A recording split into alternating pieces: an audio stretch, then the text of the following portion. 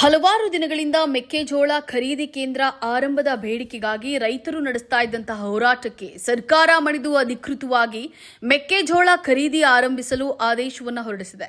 ಬಂಜಾರ ಸ್ವಾಮಿ ಕುಮಾರ ಮಹಾರಾಜರ ನೇತೃತ್ವದಲ್ಲಿ ನಡೆದಿದ್ದಂತಹ ಈ ಹೋರಾಟದಲ್ಲಿ ಸ್ವಾಮೀಜಿಯವರು 6 ದಿನಗಳ ಉಪವಾಸ ಸತ್ಯಾಗ್ರಹವನ್ನು ನಡೆಸಿದ್ರು. ಜಿಲ್ಲಾಡಳಿತದ ಮನವಿಯ ಮೇರೆಗೆ ಉಪವಾಸವನ್ನ ಮಧ್ಯದಲ್ಲಿ ಕೈಬಿಟ್ಟರು. ಸರ್ಕಾರದ ವಿಳಂಬ ಧೋರಣೆ ರೈತರ ಅಸಮಾಧಾನವನ್ನ ಹೆಚ್ಚಿಸಿತ್ತು. ಈಗ ಸರ್ಕಾರ ಆದೇಶ ಹೊರಡಿಸಿದ ಹಿನ್ನೆಲೆಯಲ್ಲಿ ಗದಗ ಜಿಲ್ಲೆಯಲ್ಲಿ ಒಟ್ಟು 12 ಮೆಕ್ಕೆಜೋಳ ಖರೀದಿ ಕೇಂದ್ರಗಳು ತೆರೆಯಲ್ಪಟ್ಟಿವೆ. ಲಕ್ಷ್ಮೇಶ್ವರ ಎಪಿಎಂಸಿ ಯಾರ್ಡ್ನಲ್ಲಿ ಖರೀದಿ ಕೇಂದ್ರ ಉದ್ಘಾಟನೆಯನ್ನ ನಡೆಸಿರುವಂತಹ ಜಿಲ್ಲಾಧಿಕಾರಿ ಶ್ರೀಧರ್ ಸಿಎನ್ ತಾಲೂಕು ಹಾಗೂ ಹೋಬಳಿ ಮಟ್ಟದಲ್ಲಿ ಖರೀದಿ ಪ್ರಕ್ರಿಯೆ ಆರಂಭವಾಗಿದೆ. ಇಂದು ರೈತರ ನೋಂದಣಿ ಆರಂಭವಾಗಿದ್ದು ಡಿಸೆಂಬರ್ 4ರಿಂದ ಖರೀದಿ ಪ್ರಾರಂಭವಾಗಲಿದೆ ಎಂದು ತಿಳಿಸಿದ್ದಾರೆ. ಸರ್ಕಾರದ ಪ್ರಸ್ತುತ ಆದೇಶದ ಪ್ರಕಾರ ಪ್ರತಿ ರೈತನಿಂದ 5 ಕ್ವಿಂಟಾಲ್ ಮೆಕ್ಕೆಜೋಳವನ್ನ ಖರೀದಿ ಮಾಡುವ ವ್ಯವಸ್ಥೆ ಜಾರಿಯಲ್ಲಿದೆ. ಭವಿಷ್ಯದಲ್ಲಿ ಸರ್ಕಾರ ಆದೇಶ ತಿದ್ದುಪಡಿ ಮಾಡಿದರೆ ಅದಕ್ಕೆ ಅನುಗುಣವಾಗಿ ಮುಂದಿನ ಖರೀದಿ ನಡೆಯಲಿದೆ ಎಂದು ಜಿಲ್ಲಾಧಿಕಾರಿ ಸ್ಪಷ್ಟಪಡಿಸಿದ್ದಾರೆ. ಇವತ್ತು ರಾಜ್ಯದಲ್ಲಿ ಏನು ಮೆಕ್ಕೆಜೋಳದ ಬೆಂಕಿ ಹತ್ತಿದೆ ಅದಕ್ಕೆ ಮೂಲ ಕಾರಣ ಲಕ್ಷ್ಮೇಶ್ವರ. ಈ ಲಕ್ಷ್ಮೇಶ್ವರದಿಂದ ಬಂದಂತ ಇದನ್ನು ಕೂಗನ್ನ ನಾವು ಸರ್ಕಾರದ ಮಟ್ಟಕ್ಕೆ ತಲುಪಿಸಿದ್ವಿ. ಸರ್ಕಾರದ ಮಟ್ಟಕ್ಕೆ ತಲುಪಿಸ್ತಾ ಇದ್ರು ಏನು ಆಗ್ತಿದ್ದಾಗ ಜಿಲ್ಲಾ ಮಟ್ಟ ಸಚಿವರನ್ನು ಇಲ್ಲಿ ಕರ್ಕೊಂಡ್ಬಂದು ಅವ್ರ ಕೈಲೂ ನಾವು ಒಂದು ಆಶ್ವಾಸನೆ ತಗೊಂಡ್ವಿ. ಅದೇ ರೀತಿಯಾಗಿ ಸಚಿವರು ಚೀಫ್ ಮಿನಿಸ್ಟರ್ ಜೊತೆಗೆ ಟೈಮಿಂಗ್ ತಗೊಂಡು 2 ಬಾರಿ ಮೀಟಿಂಗ್ ಮಾಡಿದ್ರು. 2 ಬಾರಿ ಮೀಟಿಂಗ್ ಮಾಡಾದ್ಮೇಲೆ 2ನೇ ಮೀಟಿಂಗ್ ಆದ್ಮೇಲೆ ಸಿಎಂ ಅವರು ಮೈಸೂರಿಗೆ ಹೊರಟಿದ್ದ ದಾರಿಯಲ್ಲಿ ಏರ್ಪೋರ್ಟ್ ಅಲ್ಲಿ ಅವರು ಅನೌನ್ಸ್ ಮಾಡಿದ್ರು 10 ಲಕ್ಷ ಟನ್ ನಾವು ಮೆಕ್ಕೆಜೋಳನ ರಾಜ್ಯದಲ್ಲಿ ಖರೀದಿ ಮಾಡ್ತೀವಿ ಅಂತ ಹೇಳಿ 10 ಲಕ್ಷ ಮೆಟ್ರಿಕ್ ಟನ್ ಖರೀದಿ ಮಾಡಕ್ಕೆ ತೀರ್ಮಾನ ಮಾಡಿ ರೂಪುರೇಷೆ ನಿಗದಿ ಮಾಡ್ತೀವಿ ಅಂತ ಸಿಎಂ ಅವರು ಅನೌನ್ಸ್ ಮಾಡಿದ್ರು. ಅದರ ಬೆನ್ನಿಂದ ತೀರ್ಮಾನಗಳು ಮಾಡಕ್ಕೆ 2-3 ದಿನ ಆಯ್ತು. ಈಗ ನಿನ್ನೆ ಹೆಚ್ಚು ಕಮ್ಮಿ ಸಂಜೆಗೆ ತೀರ್ಮಾನ ಕ್ಲಿಯರ್ ಆಗಿ ಒಂದು ಹಂತಕ್ಕೆ ತೀರ್ಮಾನ ಬಂದಿದೆ. ಪೂರ್ಣ ತೀರ್ಮಾನ ಬಂದಿಲ್ಲ. ಒಂದು ಹಂತಕ್ಕೆ ತೀರ್ಮಾನ ಅಂತ ಹೇಳಿದ್ರೆ 2 ಭಾಗ ಮಾಡಿದ್ದಾರೆ. KMF4ಗೆ 1 ಲಕ್ಷ ಟನ್ ತಗೊಳ್ಳಕ್ಕೆ ಅನುಮತಿ ಕೊಟ್ಟಿದ್ದಾರೆ. ಅವ್ರದ್ದು ಖರೀದಿ ಪ್ರಕ್ರಿಯೆ ಶುರುವಾಗಬೇಕು. ಅದು ಒಂದು ಭಾಗ. ಇನ್ನೊಂದು ಎಲ್ಲೆಲ್ಲಿ ಈ ಎಥನಾಲ್ ಫ್ಯಾಕ್ಟರಿಗಳಿದ್ದಾವೆ, ಶುಗರ್ ಕೇನ್ ಫ್ಯಾಕ್ಟರಿಗಳಿದ್ದಾವೆ, ಅವರೆಲ್ಲರಿಗೂ ಕಂಪಲ್ಸರಿಯಾಗಿ ಅವರಿಗೆ ಎಷ್ಟೆಷ್ಟು ಟನ್ ಅಲಾಟ್ ಆಗಿದೆ, ಎಷ್ಟು ಎಥನಾಲ್ ಪ್ರೊಡ್ಯೂಸ್ ಮಾಡಕ್ಕೆ ಅಲಾಟ್ ಆಗಿದೆ, ಅದರೊಳಗೆ 50% 50% ಮೆಕ್ಕೆಜೋಳನ ರೈತರಿಂದ ಖರೀದಿ ಮಾಡಬೇಕು. ಇದನ್ನ ನಮ್ಮ ಮಾರ್ಕೆಟಿಂಗ್ ಫೆಡರೇಷನ್ ಮುಖಾಂತರ ಖರೀದಿ ಮಾಡಕ್ಕೆ ಅಂತೇಳಿ ತೀರ್ಮಾನ ಮಾಡಿ ನಿನ್ನೆ ಆರ್ಡರ್ಸ್ ಇಶ್ಯೂ ಮಾಡಿದ್ದಾರೆ. 10 ಲಕ್ಷ ಮೆಟ್ರಿಕ್ ಟನ್ಗೆ ಮುಗಿತದ ಅಂದ್ರೆ ಇದು 10 ಲಕ್ಷ ಮೆಟ್ರಿಕ್ ಟನ್ಗೆ ಮುಗಿಯುವುದಿಲ್ಲ. ಇನ್ನು ಮಿಕ್ಕಿದ್ದು ಖರೀದಿ ಮಾಡಕ್ಕೆ ಇವತ್ತು ಸಿಎಂ ಅವರು ಈ ಪೌಲ್ಟ್ರಿ ಮತ್ತೆ ಪ್ರಾಣಿಗಳಿಗೆ ಆಹಾರ ತಯಾರು ಮಾಡ್ತಾರಲ್ಲ ಅವ್ರಗಳನ್ನೆಲ್ಲ ಸಭೆ ಮಾಡಿ ಇವತ್ತು ಒಂದು ನಿರ್ಣಯಕ್ಕೆ ಬಂದಿದ್ದಾರೆ. ಅವ್ರಿಗೂ ನಿಗದಿ ಮಾಡಿ ಗುರಿ ನಿಗದಿ ಮಾಡಿದ್ದಾರೆ. ನಾಳೆ ಅದಕ್ಕೂ ಆರ್ಡರ್ಸ್ ಬರ್ತದೆ.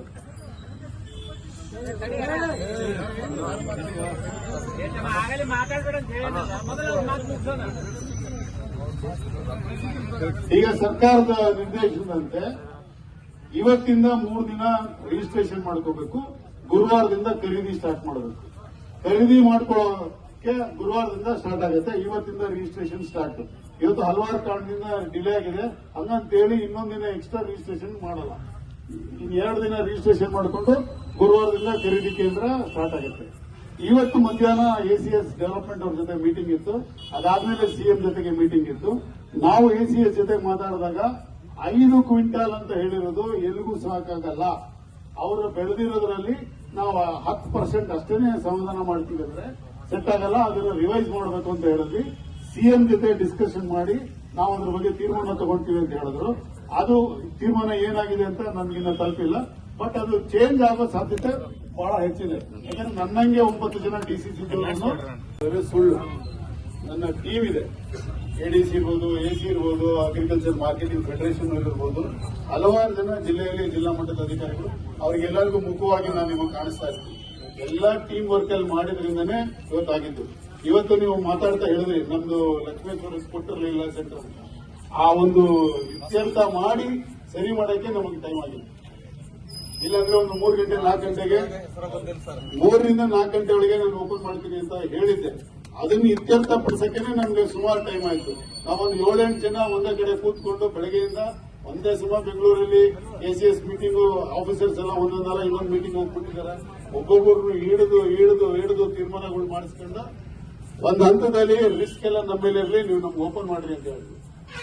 ನಾವು ಕೂತ್ಕೊಂಡು ಏನೇ ರಿಸ್ಕ್ ತಂದ್ರು ನಾವು ಜಿಲ್ಲೆಯಲ್ಲಿ ನಾವು ತೀರ್ಮಾನ ಮಾಡ್ಕೊಂತೀವಿ, ನೀವು ನಮಗೆ ಕೊಡ್ರಿ ಅಂತ. ಹಾಗಾದ್ಮೇಲೆ ಅವ್ರು ಕೊಟ್ಟರು.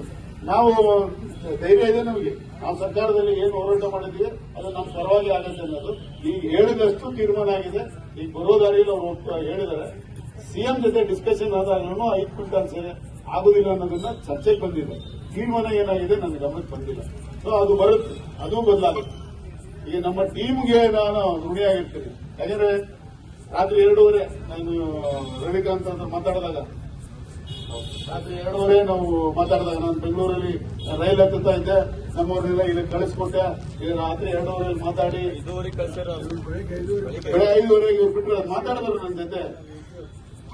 ಅಲ್ಲ, ಇದು ಎಲ್ಲರೂ ಸೇರಿ ಸಂಘಟಿತ ಪ್ರಯತ್ನದಿಂದ ಆಗಿದ್ದು ಫಲ. ಸೊ ಹಂಗಾಗಿ ಇದ್ರಲ್ಲಿ ಯಾರು ಅಲ್ಲ.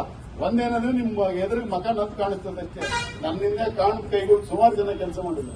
ಸೊ ಅದು ಟೀಮ್ ವರ್ಕ್. ಇವತ್ತಿಗೆ ಇಲ್ಲಿ ನಮ್ಮವರು 4 ಜನದ್ದು ಆಲ್ರೆಡಿ ರಿಜಿಸ್ಟ್ರೇಷನ್ ಮಾಡಿದ್ದಾರೆ. ಅವರು ರಿಜಿಸ್ಟರ್ಡ್ ಡಾಕ್ಯುಮೆಂಟ್ ನ ಕಳಿಸ್ತೀನಿ, ತಗೋಬಹುದು. ಮಿಕ್ದವರು ಬೆಳಗ್ಗೆಯಿಂದ ಇದು ಮಾಡಬೇಕು. ಬಸವರಾಜ್ ಟೋಕಾಲಿ ಮುಂದೆ